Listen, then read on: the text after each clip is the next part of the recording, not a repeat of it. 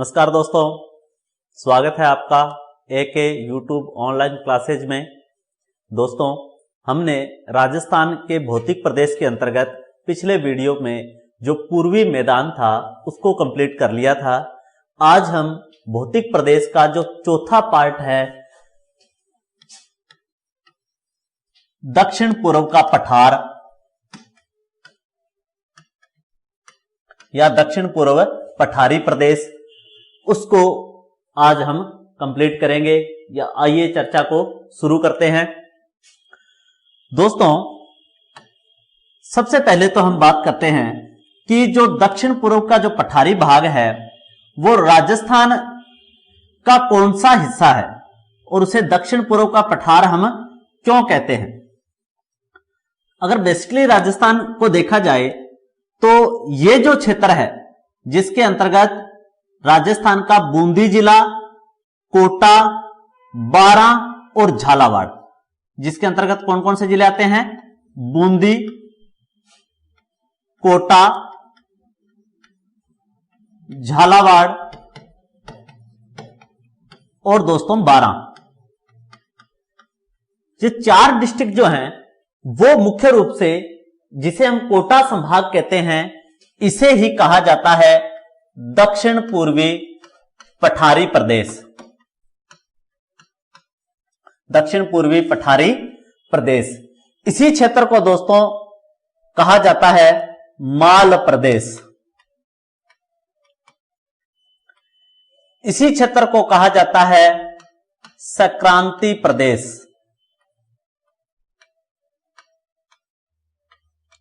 और इसी को ही कहा जाता है दोस्तों हड़ौती का पठार। हड़ौती का पठार। जो हम आज करने वाले हैं टॉपिक वो है दक्षिण पूर्वी पठारी प्रदेश। दक्षिणी पूर्वी पठारी प्रदेश के अंतर्गत चार जिले शामिल हैं। कौन कौन से जिले हैं वो?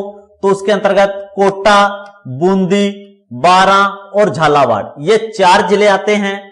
इस सम्मिलित क्षेत्र को राजस्थान में दक्षिण पूर्वी पठारी प्रदेश कहा जाता है क्योंकि यह राजस्थान के दक्षिण पूर्व में के मध्य विस्तृत है।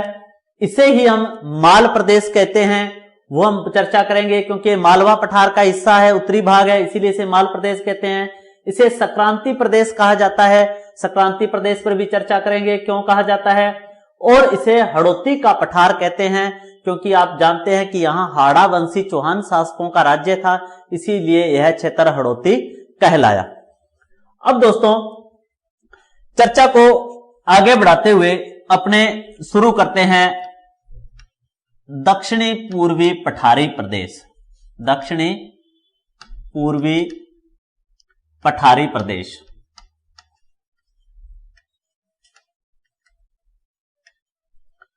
हमने क्षेत्र पर बात की कि वह कौन सा क्षेत्र है। अब हम बात करते हैं यहां पर कि इसका जो निर्माण है वो कब हुआ।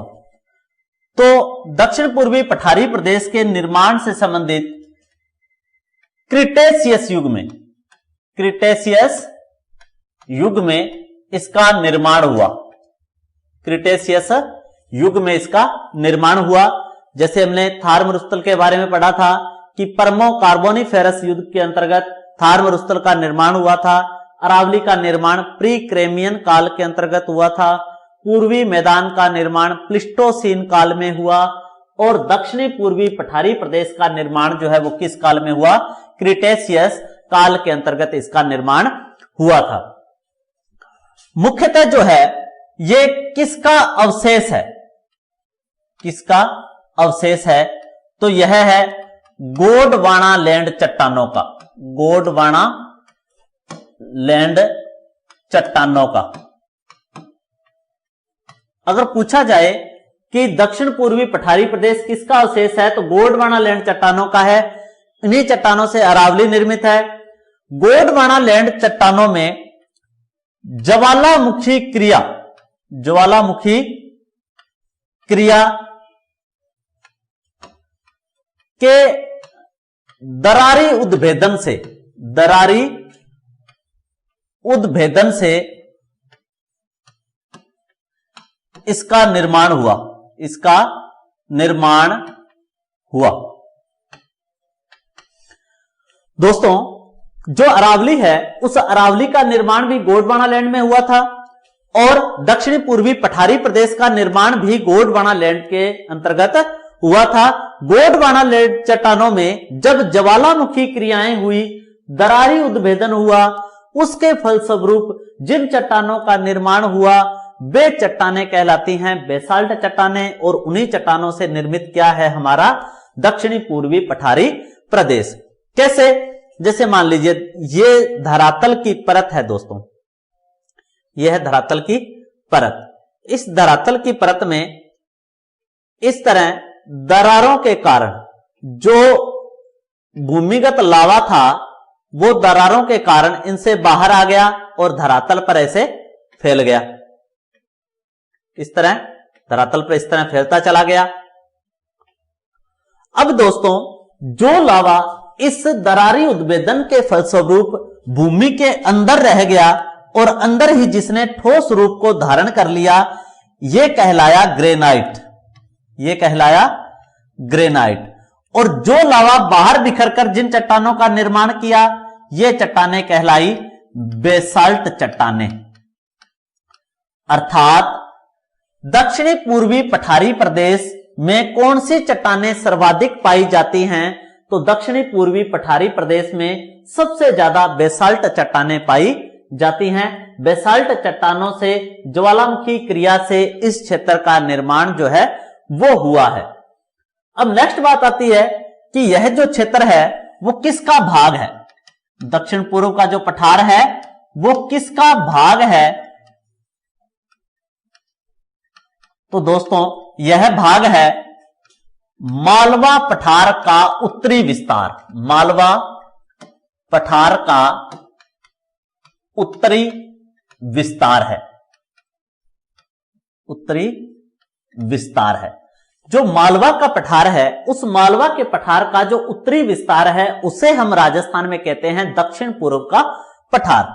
देखिए कैसे।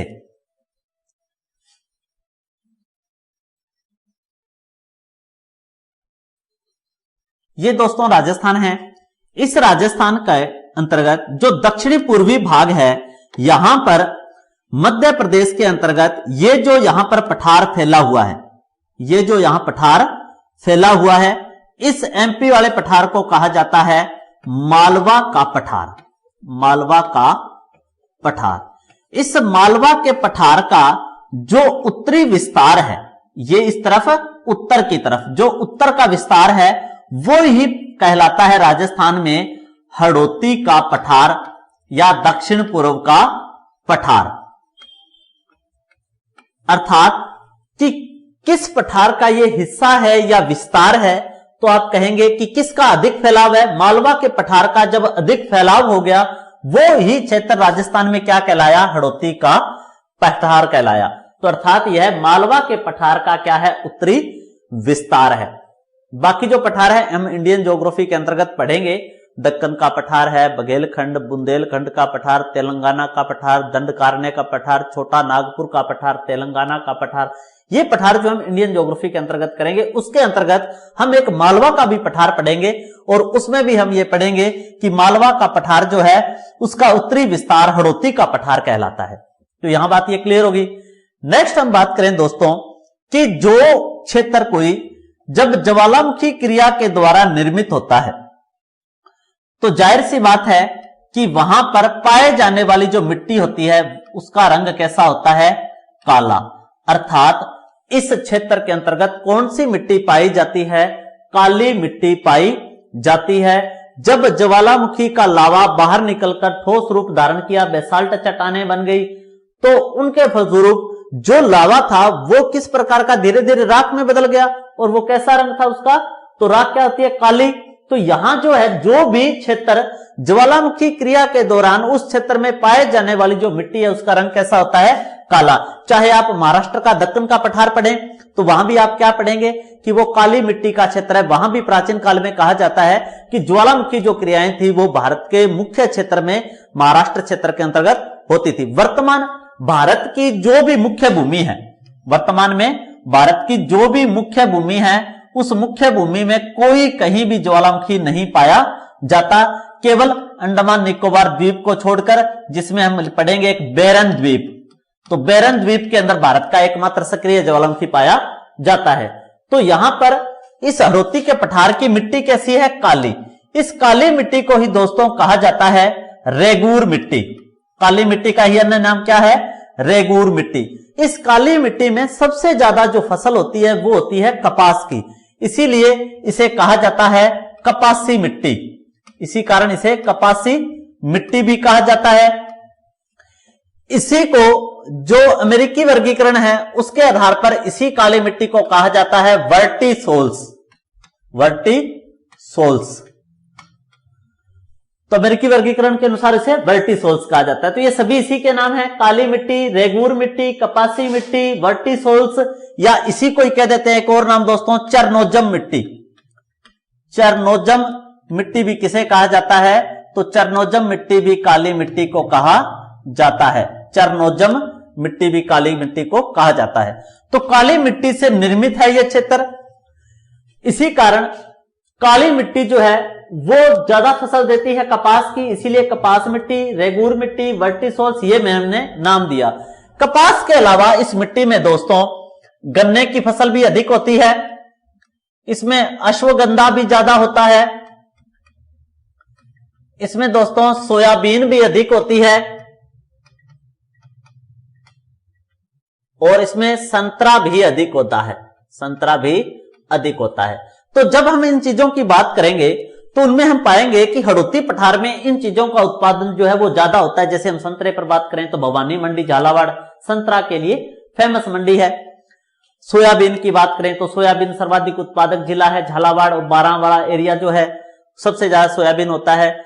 गन्ना जो है दोस्तों कि जब केशोराय पाटन बूंदी के अंतर्गत मिल थी तो उस समय बूंदी कोटा क्षेत्र के अंतर्गत गन्ने का उत्पादन अधिक होता था, परंतु बाद में वह केशोराय पाटन की जो सहकारी मिल थी वो बंद हो गई। बाद में वहां गन्ना उत्पादन भी कम हो गया, क्योंकि जब गन्ना बिकेगा नहीं तो उत्पादन क्यों होगा। अब वर्तमान में कहा जाता है कि वह मिल जो है दोबारा शुरू कर दी गई है।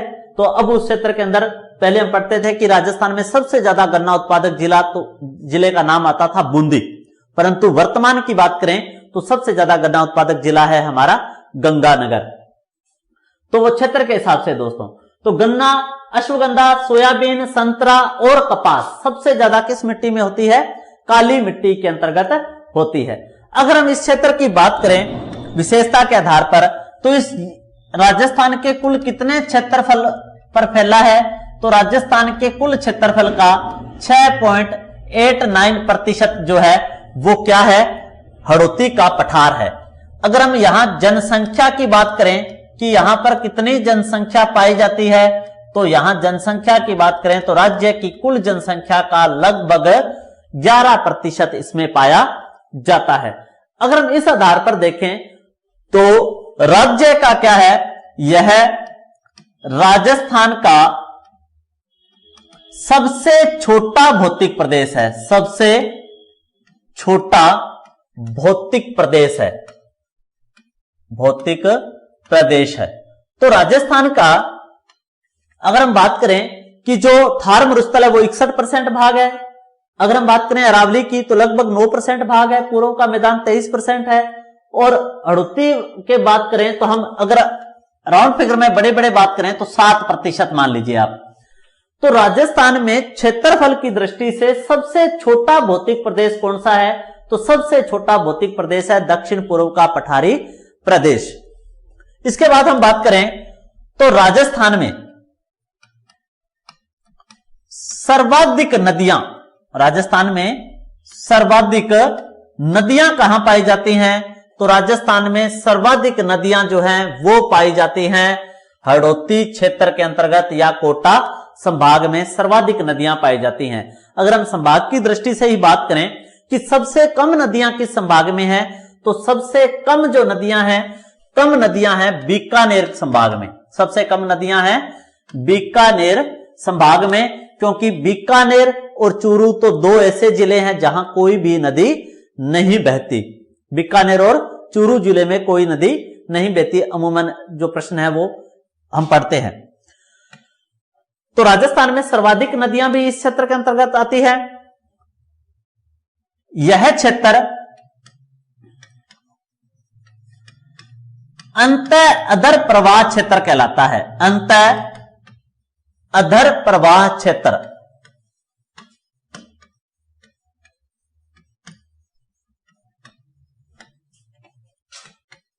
अधिक इस क्षेत्र में नदियां होने के कारण नदियों का एक जाल बनता है। जो इस क्षेत्र में नदियां हैं वे अधिकतर नदियां बरसाती है, बरसात के समय और वर्षा के समय अधिक बहती हैं। इस क्षेत्र को इसीलिए अंतः अधर प्रवाह का क्षेत्र कहा जाता है। और इस क्षेत्र की नदियां पठारी क्षेत्र में बहते हुए भ्रंश घाटी का निर्माण करती हैं। तो जो हमने एक वहां पॉइंट लिखा था संक्रांति प्रदेश किसे कहते हैं, तो दक्षिणी पूर्वी पठारी प्रदेश को ही संक्रांति प्रदेश कहा जाता है।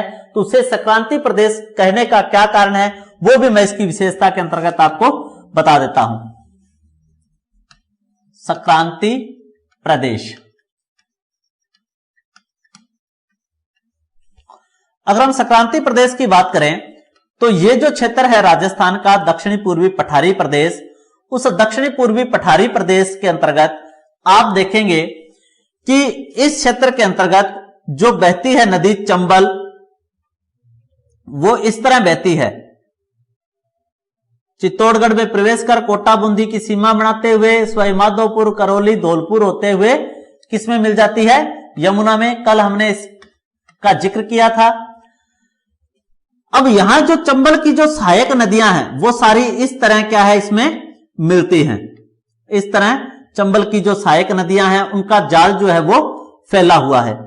जबकि यहां कोटा बूंदी की सीमा से अगर हम देखें तो इस तरफ है बूंदी और इस तरफ है कोटा। कोटा बूंदी की सीमा से देखें तो चंबल नदी तेज गति से बहते हुए और गहरी खाइयों से होकर गुजरती है। यह जो क्षेत्र है वो राजस्थान में कहलाता है विंध्यन कगार भूमि।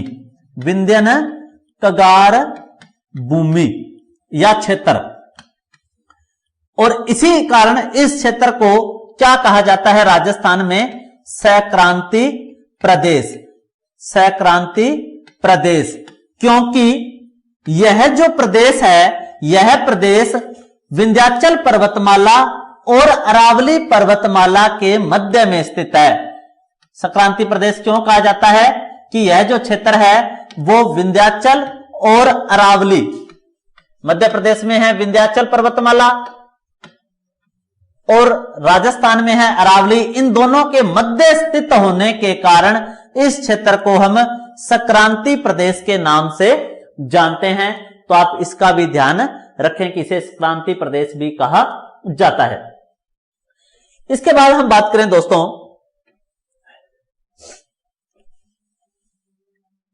दक्षिणी पूर्वी पठारी प्रदेश का अगर वर्गीकरण किया जाए, वर्गीकरण, तो इसे मुख्यतः जो है वर्गीकरण के आधार पर दो भागों में बांटा जाता है। मुख्यतः वर्गीकरण के आधार पर दो भागों में बांटा जाता है। पहला जो इसका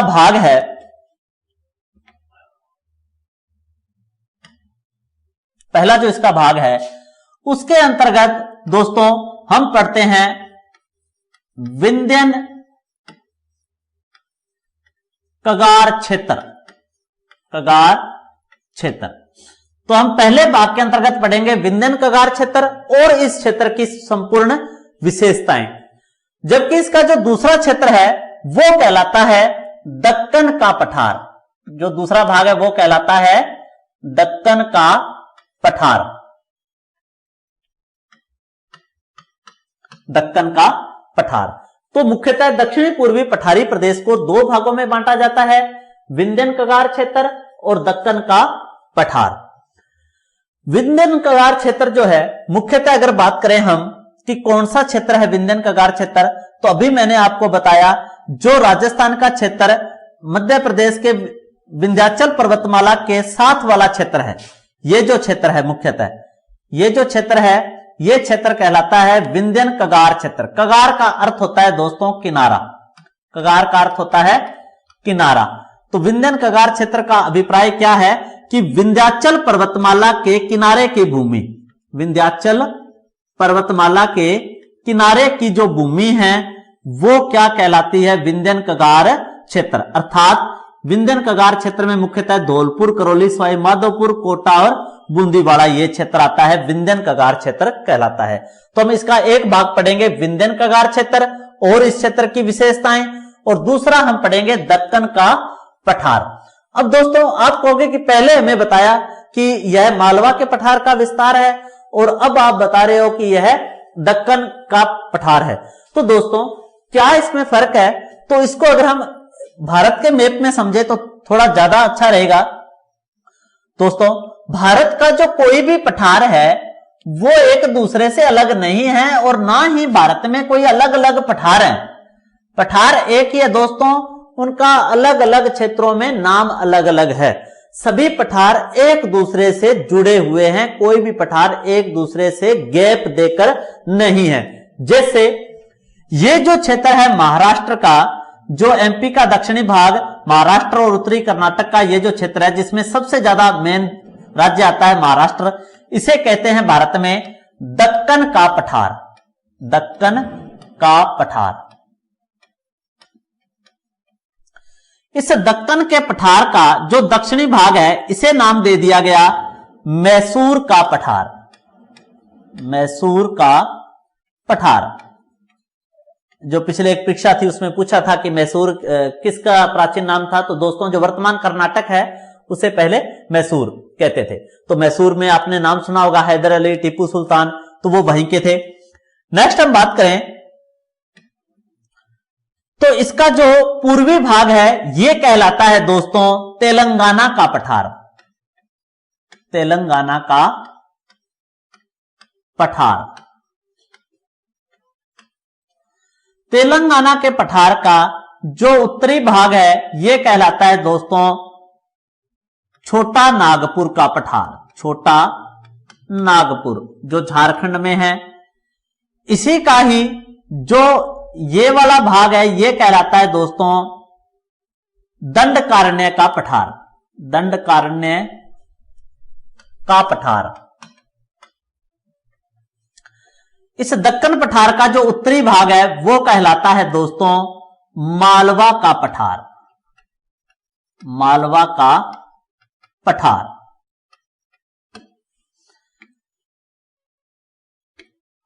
इस मालवा के पठार का जो दो भाग हैं, जो उत्तरी भाग है वो कहलाता है दोस्तों बुंदेलखंड का पठार और जो इसका दक्षिणी भाग है वो कहलाता है बघेलखंड का पठार, बघेलखंड का पठार। और इस मालवा पठार का ये जो उत्तरी भाग है ये कहलाता है दोस्तों राजस्थान में हड़ौती का पठार। अब देखिए आप दोस्तों कि जड़ कहां से शुरू हुई, तो जड़ शुरू हुई हमारी दक्कन के पठार से, क्योंकि ये सबसे बड़ा पठार है। इस दक्कन के पठार से शुरू होकर और सारे ही पठार इससे जुड़े हुए हैं, कोई भी इससे अलग नहीं है। इसीलिए विभाजन के समय हम इसको क्या पढ़ते हैं, दक्कन के पठार के अंतर्गत पढ़ते हैं। तो हमने बात की थी कि दक्षिणी पूर्वी पठारी प्रदेश को दो भागों में बांटा जाता है, जिसमें हमने उसका पहला जो भाग है वो क्या पढ़ा था, तो पहला पढ़ा विंध्यन कगार क्षेत्र और दूसरा हमने पढ़ा दक्कन का पठार। आशा करता हूं आपको बात समझ आ गई होगी। नेक्स्ट हम पढ़ते हैं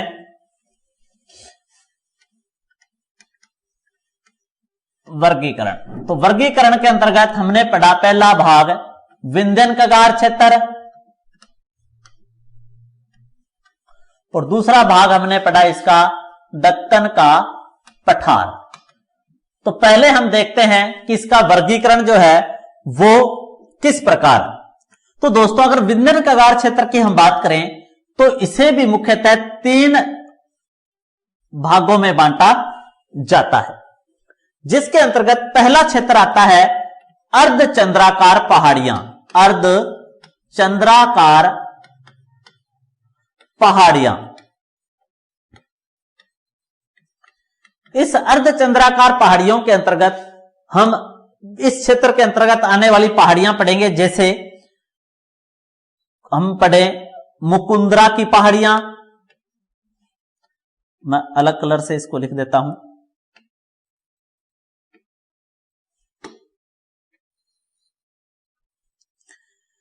इसके अंतर्गत हम पढ़ेंगे मुकुंदरा की पहाड़ियां, इसी के अंतर्गत हम पढ़ेंगे कुंडला की पहाड़ियां, बूंदी की पहाड़ियां और रामगढ़ की पहाड़ियां, रामगढ़ की पहाड़ियां। दूसरा जो हम इसका भाग पढ़ेंगे विंध्यन कगार क्षेत्र का, वह है नदी निर्मित मैदान, नदी निर्मित मैदान। तो एक जाहिर सी बात है दोस्तों, इस क्षेत्र के अंतर्गत बहने वाली जो सबसे बड़ी नदी कौन सी है? चंबल, और चंबल द्वारा निर्मित जो मैदान है उसे कहते हैं नदी निर्मित मैदान, जिसके अंतर्गत जो आकृतियां हैं उनका अध्ययन उन्होंने पूर्वी मैदान के अंतर्गत कर लिया है, बीएड भूमि, अवनालिका, प्रदन, डांग क्षेत्र वगैरह वगैरह। तीसरा जो इसका भाग है वह कहलाता है दोस्तों शाहबाद उच्च भूमि, शाहबाद उच्च भूमि, जो 12 डिस्ट्रिक्ट में है, हम इसको पढ़ेंगे 12। तो विंध्यन कगार क्षेत्र को भी आगे मुख्यतः 3 भागों में बांटा जाता है, अर्धचंद्राकार पहाड़ियां, नदी निर्मित मैदान और शाहबाद उच्च भूमि क्षेत्र। जो दक्कन का पठार है दोस्तों, इसे भी 2 भागों में बांटा जाता है। इसका एक जो भाग है यह कहलाता है, पहला जो भाग है यह कहलाता है दोस्तों झालावाड़ का पठार, झालावाड़ का पठार। और जो इसका दूसरा क्षेत्र है यह कहलाता है दोस्तों डग गंगधर प्रदेश, डग गंगधर प्रदेश, डग गंगधर प्रदेश। तो दोस्तों यह है दक्षिणी पूर्वी पठारी प्रदेश का वर्गीकरण, आप इसको नोट कर सकते हैं। इसके बाद अब हम क्रम वाइज इन चीजों को लेते हुए और हमारे इस क्रम को जारी रखेंगे। हम शुरुआत में बात करेंगे कि इस क्षेत्र में पाए जाने वाली कौन कौन सी अर्धचंद्राकार पहाड़ियां हैं जो इस क्षेत्र में पाई जाती हैं, इस तरह चंद्रमा के समान, प्याले के समान, तस्त्री नुमा, उन पर बात करेंगे। फिर हम नदी निर्मित मैदान और क्रम से इस तरह आगे बढ़ेंगे। तो सबसे पहले हम शुरू करते हैं अर्धचंद्राकार पहाड़ियां।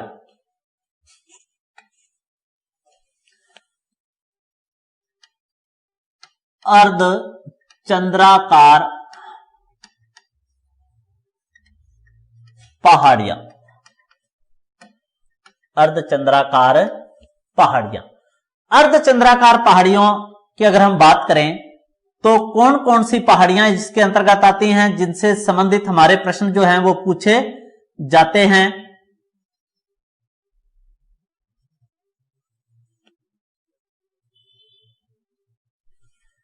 तो अर्धचंद्राकार पहाड़ियों की अगर हम बात करें तो इसके अंतर्गत मुख्यतः सबसे पहले हम पढ़ते हैं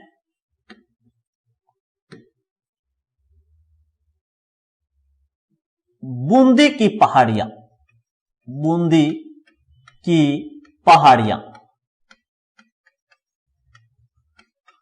दोस्तों नाम से पता लग रहा है बूंदी की पहाड़ियां जो है दोस्तों वह बूंदी डिस्ट्रिक्ट में है, और इन पहाड़ियों की जो सबसे ऊंची चोटी है वह सबसे ऊंची चोटी है सतूर। बूंदी पहाड़ियों की सबसे ऊंची चोटी क्या है? सतूर, जो लगभग 353 मीटर ऊंची है। बूंदी पहाड़ियों की सबसे ऊंची चोटी है सतूर, जो लगभग 353 मीटर ऊंची है। लगभग इस क्षेत्र की आज तक किसी भी चोटी के बारे में दोस्तों पूछा नहीं गया है, परंतु जिनका जिक्र जो है वो हमारी माध्यमिक शिक्षा बोर्ड या एनसीईआरटी की किताबों में हो, उनको हम विशेष रूप से ध्यान में रखेंगे। इसकी एक चोटी चंदमाड़ी का जिक्र जो है वो हमें मिलता है किताबों में, जो हम 10th प्लस 2 तक किताबें पढ़ रहे हैं उनके अंतर्गत, तो हम उसको साथ में मिलाते हुए अध्ययन करेंगे ताकि आपको एक्स्ट्रा से उनमें माथापच्ची ना करनी पड़े। तो इस क्षेत्र की जो बूंदी पहाड़ियों की ऊंची चोटी है वह है सतूर, जो 353 मीटर ऊंची है। दूसरी हम बात करें इसके अंतर्गत तो वो आती है दोस्तों कुंडला की पहाड़ियां। दूसरा आता है दोस्तों कुंडला की पहाड़ियां।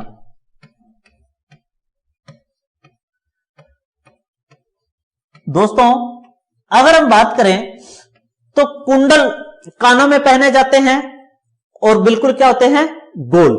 तो कुंडल के आकार की जो कोटा जिले में पहाड़ियां हैं उन पहाड़ियों को कहते हैं राजस्थान में कुंडला की पहाड़ियां, क्योंकि इनकी आकृति जो है वो कैसी है, कुंडल के समान है, इसीलिए इन्हें कुंडला की पहाड़ियां कहा जाता है। नेक्स्ट हम पहाड़ियों की बात करें दोस्तों तो आती है पहाड़ियां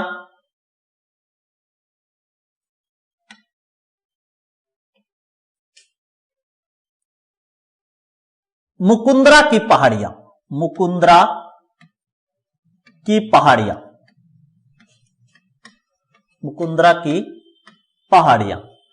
दोस्तों जो मुकुंदरा की पहाड़ियां हैं इनसे संबंधित प्रश्न कई बार पूछा जाता है। आपको ध्यान रखना है ये पहाड़ियां अगर आपसे पूछा जाए कहां फैली हैं तो मुख्यतः कोटा व झालावाड़ में फैली हैं। मुकुंदरा की पहाड़ियां मुख्यतः कहां फैली हैं, कोटा व झालावाड़ में फैली हैं। यहां के प्रकृति प्रेमी शासक मुकुंद सिंह के नाम पर इनका नाम क्या पड़ा है, मुकुंदरा की पहाड़ियां पड़ा है। परंतु जब आप दोस्तों अभ्यारण्य पढ़ेंगे तो उस अभ्यारण्यों के दौरान आप पढ़ेंगे कि मुकुंदरा हिल्स अभ्यारण्य किन जिलों में फैला है। तो ध्यान रहे दोस्तों यहां मुकुंदरा की पहाड़ियां केवल 2 जिलों में है, कोटा और झालावाड़, जबकि मुकुंदरा हिल्स अभ्यारण्य जो है वो 4 जिलों से संबंधित है, जिसमें चित्तौड़गढ़, झालावाड़, बूंदी और कोटा का जो क्षेत्र है वो सम्मिलित किया जाता है। चित्तौड़गढ़, झालावाड़, बूंदी और कोटा 4 जिलों का क्षेत्र उस अभ्यारण्य के अंतर्गत शामिल होता है। जबकि हम पहाड़ियों की यहां बात कर रहे हैं तो उन पहाड़ियां जो संबंधित है वो किससे है, कोटा और झालावाड़ से संबंधित पहाड़ियां हैं, जिन्हें हम कहते हैं मुकुंदरा की पहाड़ियां। इन मुकुंदरा की पहाड़ियों की जो सबसे ऊंची चोटी है, हाईएस्ट पीक है, वह है दोस्तों चंदमाड़ी। चंदवाड़ी इसकी सबसे ऊंची चोटी है चंदवाड़ी, जो लगभग 517 मीटर ऊंची है, जो लगभग 517 मीटर ऊंची है।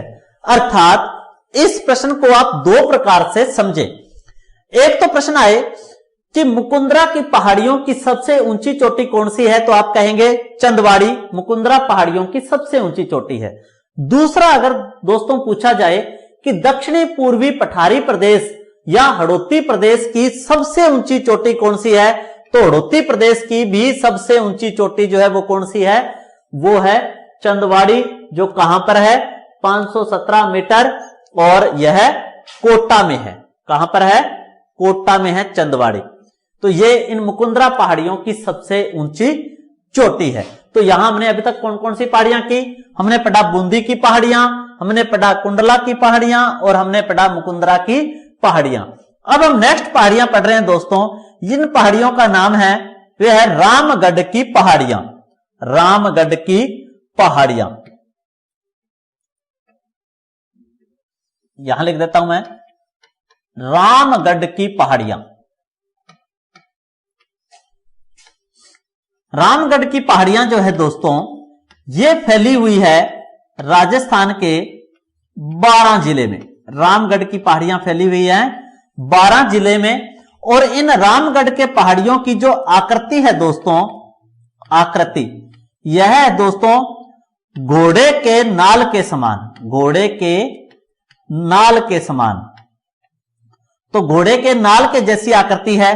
किस प्रकार की, तो घोड़े का नाल आपने देखा होगा इस तरह पैरों में होता है, इस तरह। तो घोड़े के नाल के आकार की पहाड़ियां हैं, इस तरह मुड़ी हुई हैं, एक भाग जो है इनका खुला और 3 ओर से घिरी हुई। तो घोड़े के नाल के आकार की पहाड़ियां कहां पाई जाती हैं, तो वो है रामगढ़ की पहाड़ियां 12 डिस्ट्रिक्ट में पाई जाती हैं। जबकि एक प्रश्न और पूछा जाता है कि राजस्थान के किस जिले की आकृति जो है वो घोड़े के नाल के समान है, तो राजस्थान के चित्तौड़गढ़ की आकृति जो है वो घोड़े के नाल के समान है, क्योंकि चित्तौड़गढ़ का जो मुख्य भाग यहां फैला हुआ है और उसका एक जो अन्य भाग है वो इस तरह यहां भी फैला है। तो इस तरह चित्तौड़गढ़ जो है वो किस तरह घोड़े के नाल के आकार में इस तरह फैला हुआ है। तो आकृति किसकी है नाल के समान, तो चित्तौड़गढ़ जिले की है। जबकि घोड़े के नाल के आकार की पहाड़ियां कहां फैली हैं राजस्थान में, तो वो फैली हुई है रामगढ़ की पहाड़ियां 12 में। ये घोड़े के नाल के आकार की पहाड़ियां हैं, इनका भी आप ध्यान रखें। इससे संबंधित एक बात और ध्यान रखें कि जो रामगढ़ की पहाड़ियां हैं दोस्तों, इसे भारत का प्रथम जियो हेरिटेज स्थल घोषित किया गया है। जियो हेरिटेज स्थल घोषित किया गया है। भारत का पहला जियो हेरिटेज स्थल किसे घोषित किया गया है? रामगढ़ की पहाड़ियां 12 को पहला जियो हेरिटेज घोषित किया गया है। दोस्तों, इस क्षेत्र के अध्ययन से यह पता चला कि प्राचीन काल में इस क्षेत्र के अंतर्गत उल्कापात हुआ था, अर्थात आकाश से यहाँ खगोलीय पिंड जो हैं वो गिरे थे। तो इस क्षेत्र के अंतर्गत चुंबकीय तत्व जो है वो माने गए हैं।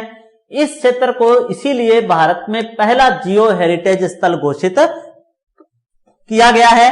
किसके लिए? उल्कापात से संबंधित होने के कारण।